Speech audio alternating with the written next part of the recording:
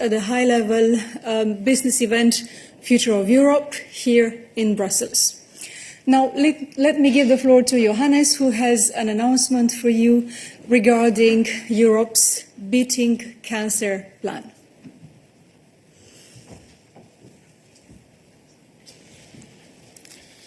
Thank you, Dana. Bonjour. La Commission lance aujourd'hui l'initiative. Today, the Commission is launching a cancer imaging initiative. This is a key part of the European Beating Cancer Plan. Digital technologies and artificial intelligence are playing an increasingly important role in battling cancer. Here we see artificial intelligence supporting health, and these are two priorities of this Commission. The initiative will set up a digital infrastructure which will link together the resources and databases pertaining to imagery coming from hospitals, research centres and repositories from around the EU while maintaining respect for data protection.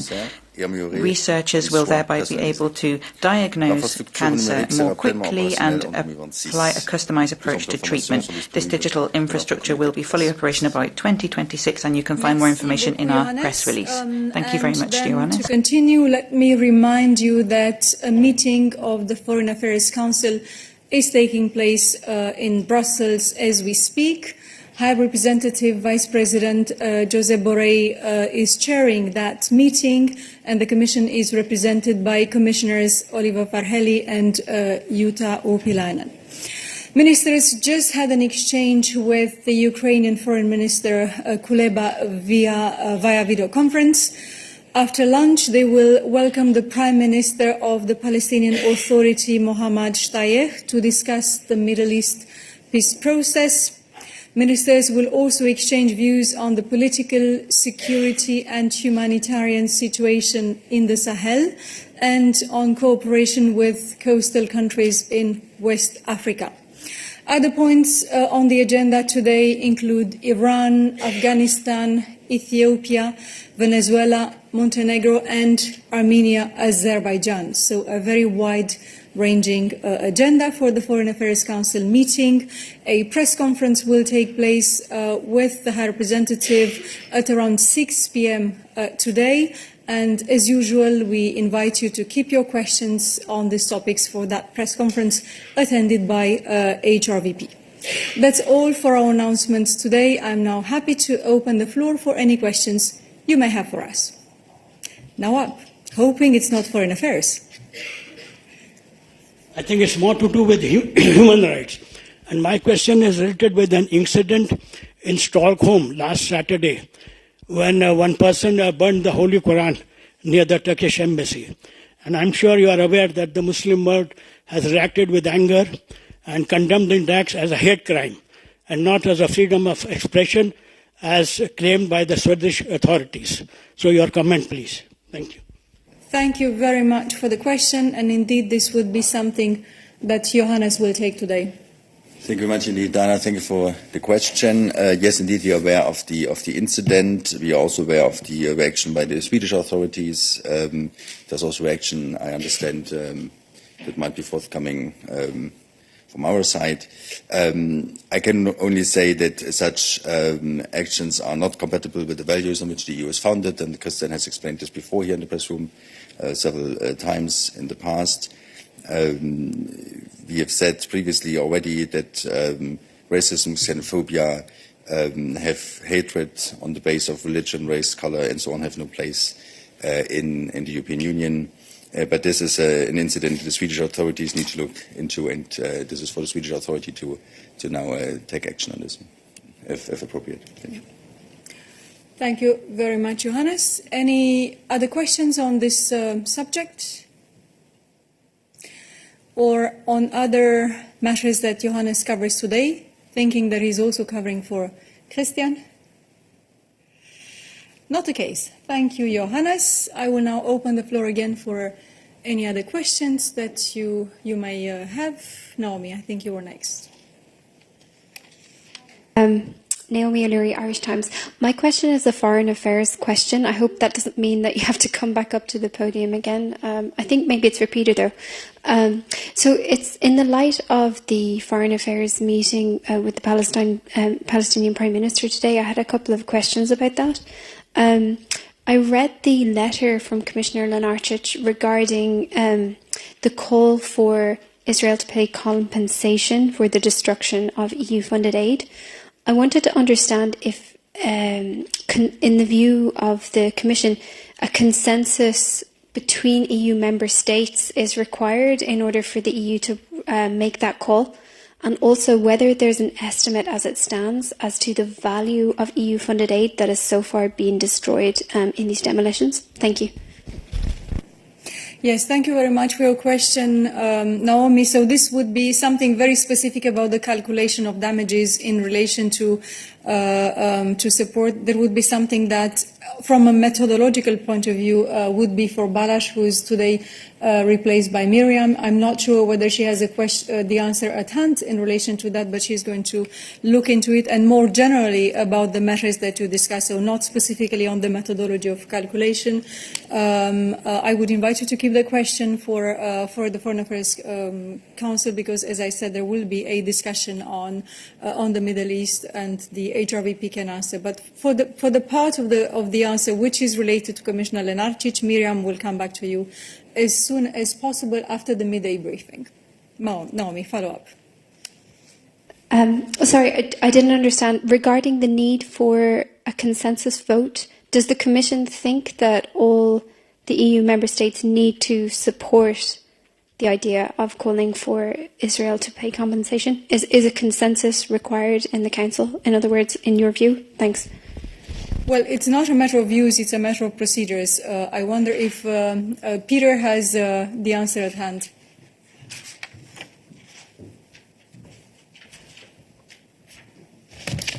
I know, not wanting to prevent the exchanges with the Palestinian Prime Minister, but you heard already certain ministers upon arrival at the FAC mentioning this specific issue. Now, without wanting to venture into Balázs's portfolio and discuss the content of the letter of Commissioner Lenarčič, one has to distinguish what exactly has been destroyed in terms of what are EU-funded projects with, for example, Commission money, and what are individual projects funded by individual member states. So here I cannot give you a clear-cut answer, because then we need to see what objects are we talking to. But indeed, as the ministers have flagged, some of them today, this is one of the issues that is on the table when we are discussing both with the Palestinian partners and also with the Israeli side. Anything on the procedure? Again, I cannot.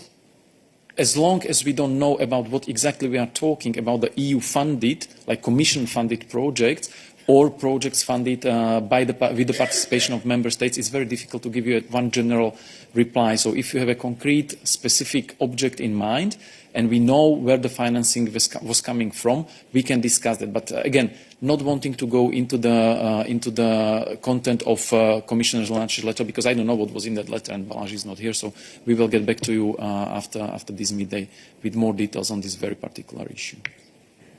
All right, thank you, Peter. Any other questions that you may have for Peter?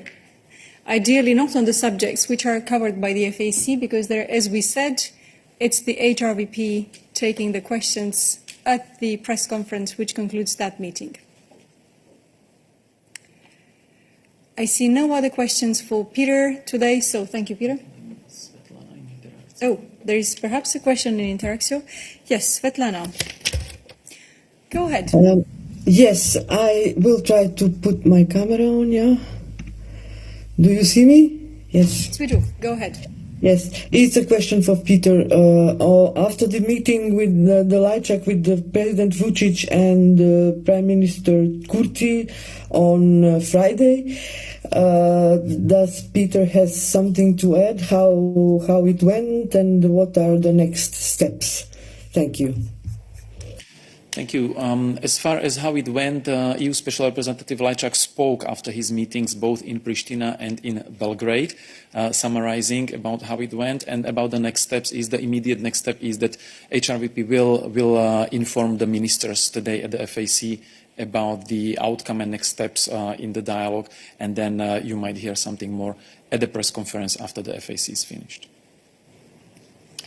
All right, thank you, Peter. Any other questions for Peter today?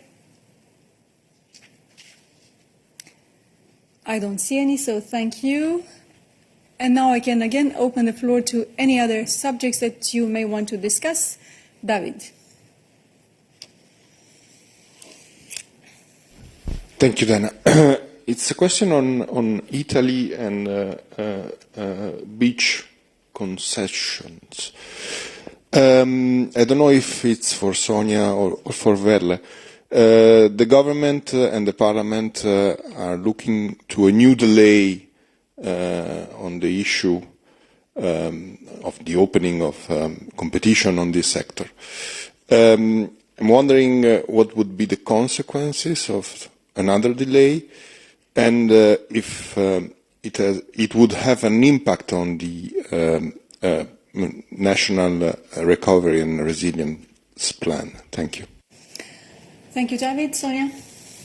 Thank you, David, for your question. Indeed, we are following very closely the recent discussions in Italy on the reform on the competition law that was adopted last year, and also what could be the impact on the legislation implementing the reform also on the beach concessions. At this stage, there hasn't been any decision by the Italian authorities, so there is no reason for us to comment on this discussion because no decision has been taken. And we are in contact with the Italian authorities also in view of the implementation of their commitments. As you know, we have an ongoing infringement procedure, and we are following closely also the implementation of those commitments. Okay. Thank you, Sonia. David, go ahead, follow up. Yes, thank you. Just to understand if this issue is linked to the National Recovery and Resilience Plan of Italy. If it's, I'm not, I do not know all the 400 pages of the Italian plan, so just to understand if this is one of the milestones or targets that it's foreseen by the plan. Thank you. Thank you very much for your question, David. That would be for Vele, hoping that she has in her head all the 400 pages of the Italian plan, as well as all the other 100 pages of the other 26 countries. Vele is most welcome to tell us what she knows. Indeed, what I could dig up quickly is the following.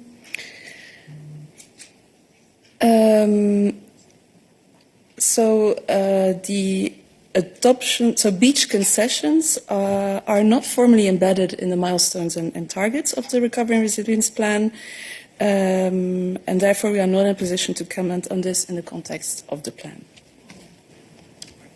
Okay, thank you. Any other questions for Val, because he's now on the podium? I see that Tommaso's hand is up in our chats. I wonder if your question is for Vera. No, it's not, because the hand is now down. I don't see any other questions for Vera, and then I give the floor to Tommaso for other type of questions.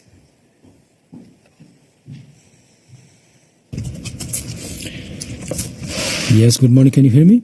We can, Tommaso. Go ahead. Yes, good afternoon. Many thanks for the floor. It's a question about wine, if I may, because in Italy there has been a big debate about the decision of the Commission to give the go-ahead to Ireland, which approved a law which prescribes the labeling of wine bottles with warnings about the risk that the assumption of wine might cause cancer. So I wonder if you could explain, please, the reasoning behind this decision of the Commission, and does the Commission think that drinking a small quantity of wine provokes cancer? Thank you. Thank you very much for your question, Tommaso. So this has several angles. So first of all is the health aspect, which you brought at the end. with regards to the impact of alcohol or wine consumption on health. And for that, Stefan will join me on the podium, and perhaps there will be a need to complement. Thank you very much, Tommaso. Maybe indeed let me start with health. Something that's already very clear in our Beating Cancer plan is the fact that harmful alcohol consumption is a public health concern in the European Union. And so the ambition of our cancer plan that you're familiar with is to achieve a relative reduction of at least 10% in the harmful use of alcohol by 2025. We should reduce harmful use of alcohol, which is a top priority of the Commission. Now, under EU law, limitations to the free movement of goods are strictly defined.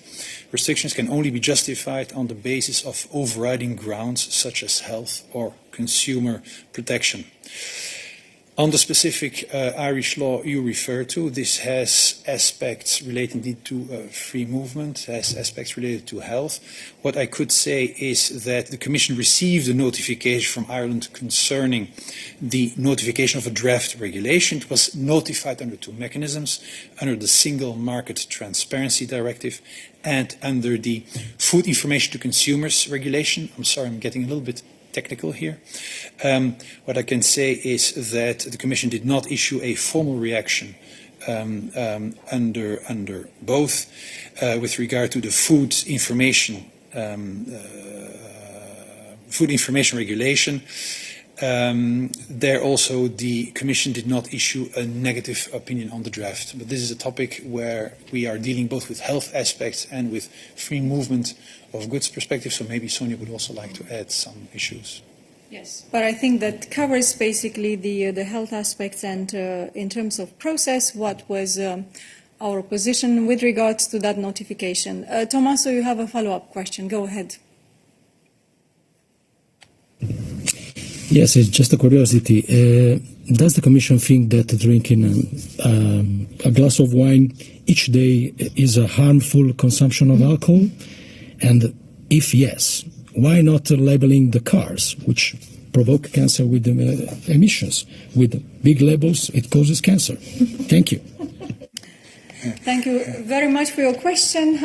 I think that Stefan said what he could say with regards to how we refer to alcohol and the role of alcohol consumption in relation to cancer. I wonder if there is anything more to say in relation to that, but do not also forget that member states have a very important role in implementing what we have in terms of principal guidelines and findings in relation to the role of alcohol and other factors in cancer, producing cancer.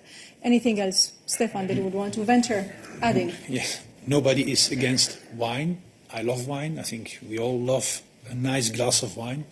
What the Beating Cancer Plan is about is to avoid harmful alcohol consumption. It's harmful alcohol consumption, which is a public health concern, and towards which our work is geared to avoid, indeed, harmful alcohol consumption. Thank you.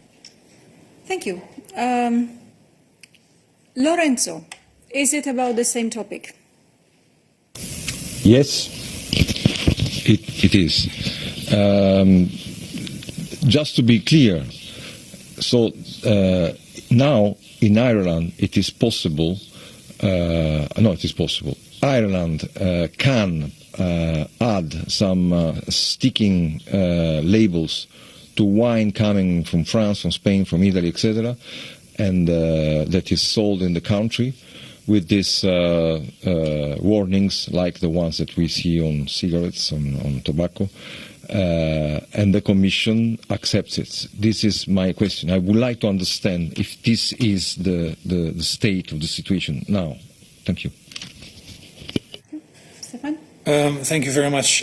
We understand that a regulation has been adopted by Ireland following already a public act that they adopted in 2018. It's this regulation that has recently been adopted that lays down the technical aspects of the language to be used, of the visuals to be used in the context of this specific labeling.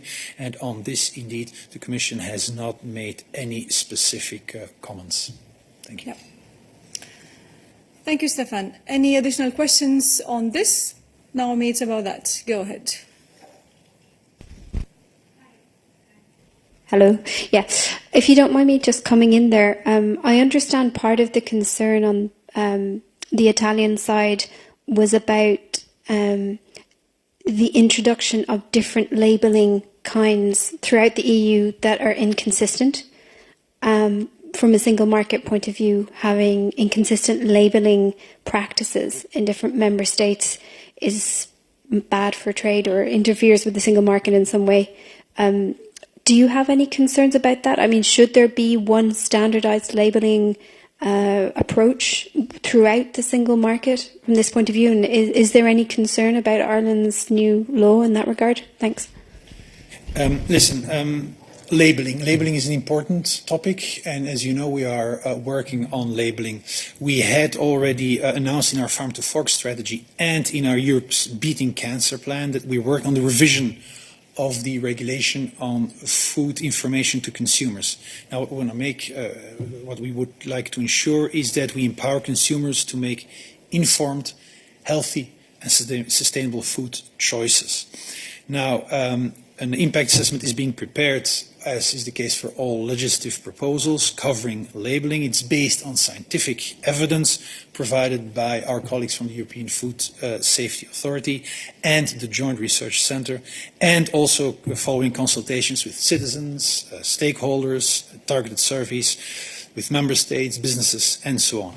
Technical work is at this stage ongoing in view of gathering additional evidence. And this is what I can say in terms of the work that's ongoing with on labelling, which is a very complicated, technical, but very important topic and which requires the necessary study and preparations. Thank you very much, Stefan. Any other questions on this topic? Not the case, or on any other health topics that Stefan could tackle right now? Yes. Yes, go ahead, follow up. Thank you. Lyubov Pronin of Bloomberg News. On the same topic, if I understood you correctly, you said that with regards to Irish decision, the Commission hasn't made any specific comments, but are you planning to make any comments at a later stage? Thank you very much. To my knowledge, as far as I am aware, the process has been handled, managed. If it's not the case, I'll be back to you, but to my understanding, the Commission has not made indeed any specific comments, and with that, I believe, in the absence of a negative opinion, the Commission no longer has to intervene here. Should I have any further information, I will let you know. Yeah. Thank you, Stefan. Last call for any questions for Stefan. It's about the same topic, David? Stefan, go ahead. Oui, merci. Stéphane, c'est à propos de la pénurie de médicaments qu'on voit dans the shortage of medicines in the EU. Je crois que vous êtes en train de travailler sur différents sujets. I think you're busy at the moment working on a number of different topics in this area. Je me rappelle après le début du Covid, les problèmes qu'on a eu en approvisionnement aussi de médicaments. À l'époque,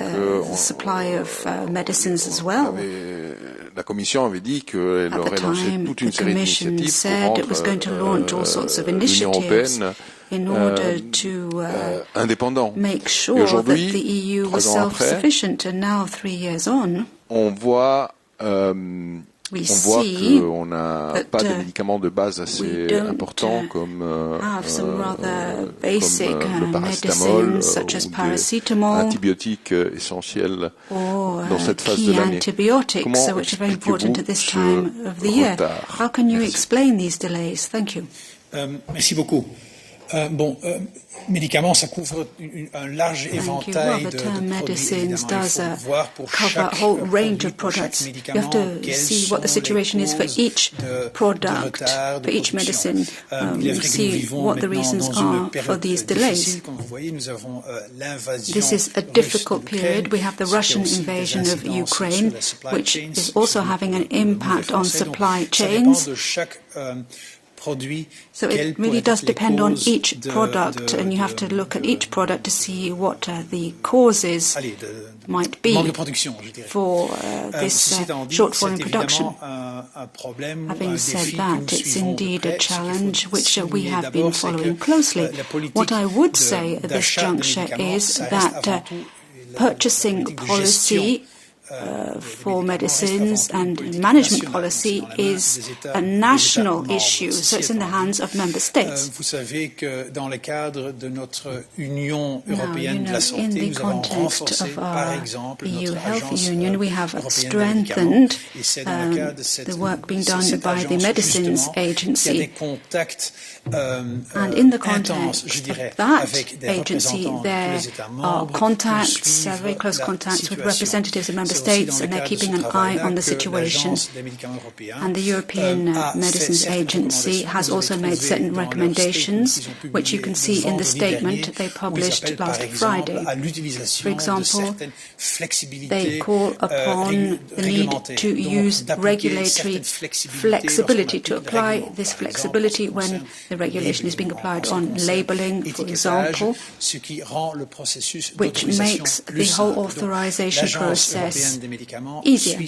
So the European Medicines Agency is following this matter closely. I'd also like to stress the role that ERA can play in the common purchasing of medicines when there is demand and interest from member states. So this is something we are following closely, and at this stage a number of initiatives have been adopted. In the longer term, we will be adopting a review of pharmaceutical legislation, and part of that will also cover the supply of medicines. The aim here is to ensure that we can provide medicines which are accessible and affordable and of good quality. That was a rather long answer to your question. I hope I've answered it. Thank you very much. I would just add that this is a global problem. It's not just an issue which is specific to Europe, and this is to do as well with the global supply chains. But we're working in a number of different fields, what has just been said, but we also have to stress the key role member states have to play in this whole process. I think Virginie has a question on this. Go ahead. Oui, bonjour.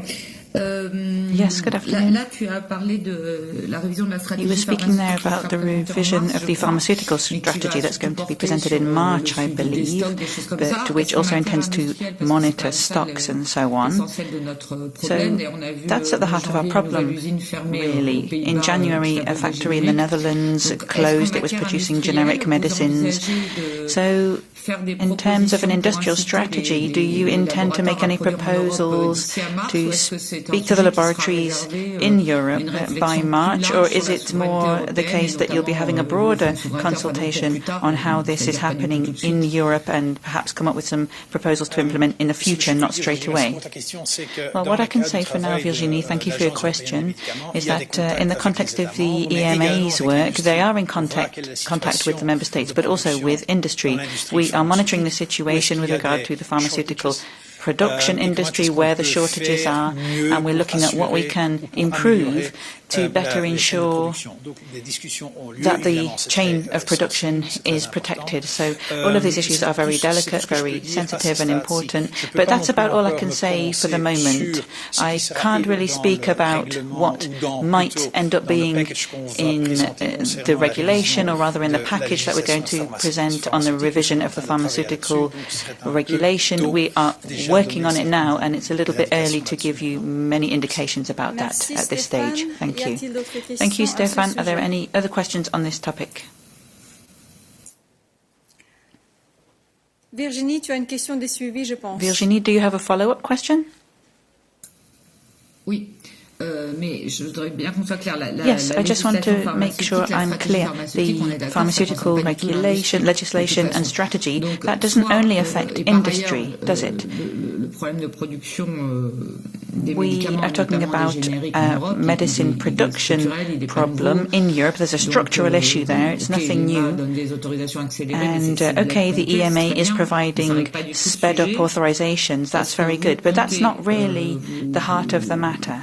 Do you intend to tackle this topic from a more structural angle and speed things up in light of having the package ready for March, or is this something that's going to be discussed later on? Thank you, Virginie. The aim of revising the pharmaceutical strategy has been well fleshed out and explained as part of the run-up to that strategy. It's about making sure we've got enough medicines, enough of all sorts of medicines, and making sure they're affordable, accessible, and of a good quality.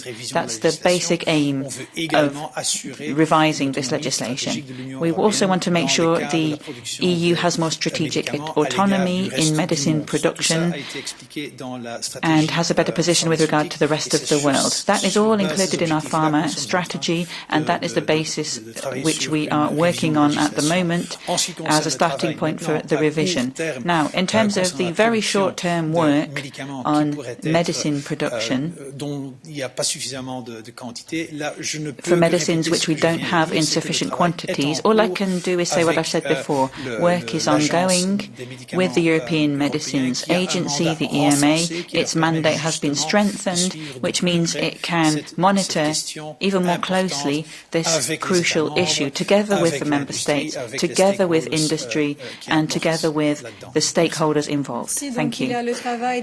Thank you very much. So there is this short-term work which is underway to monitor the situation in terms of the market at the moment, and we have a number of operators that are already working on this. Then we have the revision of the legislation, which aims to take into account all of the angles, all of the different levers which are necessary to make sure we have a long-term and medium-term plan, and that all of the elements are in place to make sure that Europeans can access the medicines they need at competitive prices, affordable prices, and to make sure there are not shortages.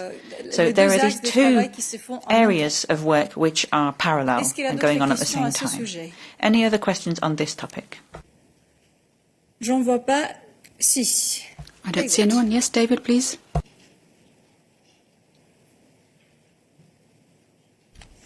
Thank you, Dana. There's a number of studies on the COVID inoculations which have shown that the adverse reactions come in relation to certain productions and not in others.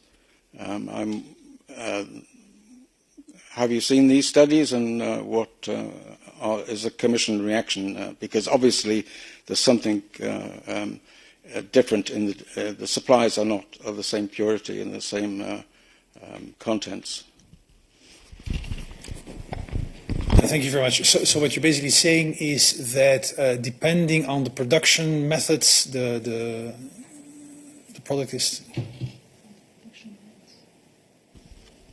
Sorry if I'm not clear. Maybe I should have sent you the document. But a number of scientists have checked where the adverse reactions occur in relation to the origin of the supply of inoculations, and found that adverse reactions happen in large peaks with some, but not in others. So that it's actually, 4 or 5 times normal in some productions and normal in others. So there's something obviously wrong with the quality. Thank you very much, David. There's 2 things I could say here, or I will say here. First, when it comes to adverse reactions, this is obviously a medical issue which is closely followed by, again, our colleagues from the European Medicines Agency. We as a Commission, we of course want to make sure that our policy decisions are driven by a scientific approach, and when it comes to medicines, we look at what the European Medicines Agency tells us, and you may also find it useful to contact the colleagues of the European Medicines Agency to see issues regarding adverse effects. The second thing is when the European Medicines Agency gives its green light to, and again, the EMA knows more about this than we do, but when they give their green light or their approval to a medicine, this follows also a very thorough assessment of the production methods and the production processes. It is very important that when a vaccine is produced, that it continues to be the same good, qualitative, effective, efficient vaccine if you produce 1 million of them. So this is why EMA, before giving a market authorization, looks at production methods. Thirdly, I said I was going to say 2 things, but I'm going to say 3 things, sorry. Thirdly, COVID is still among us, and I would therefore like to use the opportunity to again insist on the importance of vaccines, vaccination, and getting boosted. This remains the first and foremost way to address and to tackle this nasty virus that has been in our lives for far too long. Thank you. Thank you, Stefan. Any other questions for Stefan today? Not the case, so thank you. Anything else that you would want to discuss with us today? Yes, go ahead, Ludmila.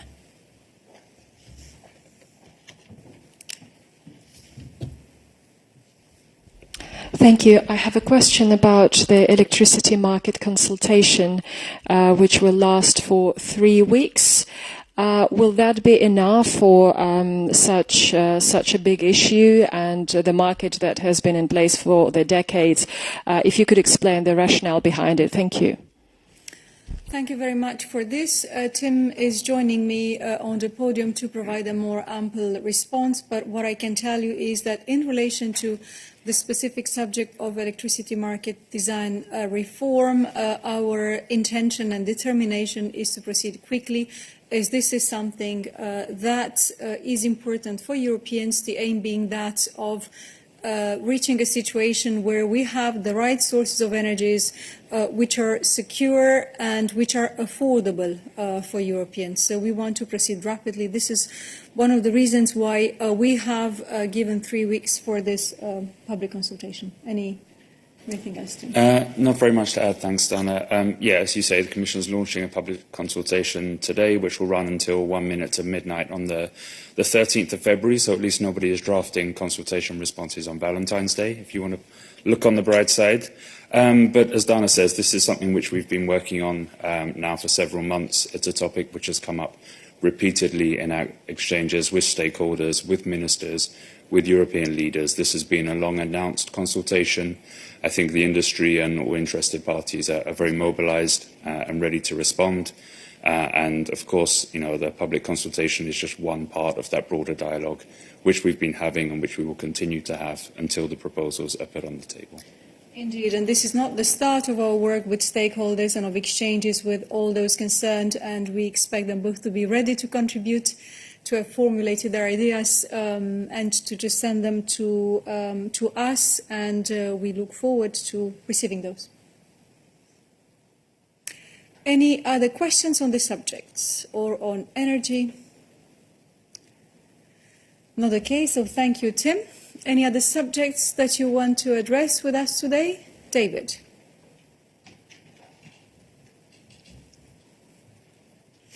Yes, thanks again, Donna. Last week I asked about the contacts that various commissioners had with people at the Davos World Economic Forum meeting. I was directed towards the transparency file of the President, for example. I haven't checked them all, but when I did check that, it appeared that the only item was that the President had met with the Board of Trustees of the World Economic Forum. Curiously, that particular item has disappeared, and the dating of the transparency thing is not showing that particular World Economic Forum at the moment. So my question is basically on when I checked the World Economic Forum website, there's a photograph showing the Board of Trustees in which the President was at the middle of the photograph, it would seem. So I'm wondering whether the President is a member of the Board of Trustees of the World Economic Forum, and does the Commission, in the person of the President, agree with the stakeholder capitalism ideology of the World Economic Forum? Thank you for your question, David. The President participated to the World Economic Forum this year. She was invited there. She delivered a keynote speech which was live and which was open and very transparent, and you could follow yourself. And she doesn't have any structural association with the World Economic Forum, which I understand your question to mean.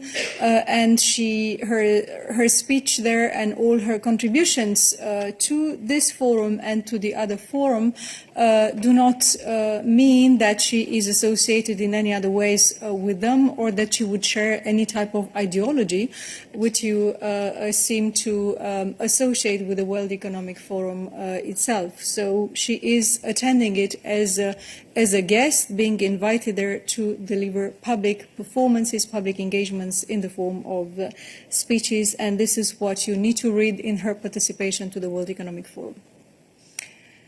Any other questions for us today? Yes, a follow-up, David. I'm just wondering if anything could be done to improve this transparency, because when a commissioner goes to a large meeting of 1,000 or more, and there are a lot of very important world leaders there, we get very little information. I mean, if there's a one-to-one meeting in Brussels, we get some notification, but it's not easy to follow what's going on in a closed-door meeting in the Alps when you're meeting with, for example, the head of Pfizer was there. Did you meet with him? We don't have any, short or long conversations with people one might have in these meetings. Is it possible to improve the transparency of those sort of operations where we have a commissioner going to a large meeting and we don't know who's actually she's in contact with beside giving a speech? Thank you very much for your question, David. Again, I would advise you against implying the fact that if you have not heard about a meeting, the meeting took place, but you have not heard about it. It's also because the meeting didn't take place. So we have communicated via social media about the meetings that the President had at the World Economic Forum last week. So in addition to her very public engagement to deliver a speech on a Tuesday morning, she had also met with the First Lady of Ukraine, Olena Zelenska, about which we communicated on Twitter, and every such meeting that she has is either registered by definition in the Transparency Register, considering the rules that we have, or we communicate when there is a public interest about it, we communicate about it on social media. So, of course, it's always important to look at how the rules are implemented in a general way, and to facilitate the way that you can find such meetings in the Transparency Register. But do be reassured, we have a policy, a very strict policy with regards to filling in the Transparency Register all such meetings as defined in the requirements of the Transparency Register. And from a public interest perspective, we do communicate on such meetings either beforehand and certainly afterwards. Right. Any other questions for us today? I don't see any, so have a good afternoon and stay tuned for the press conference after the Foreign Affairs Council at about 6 p.m. Thank you.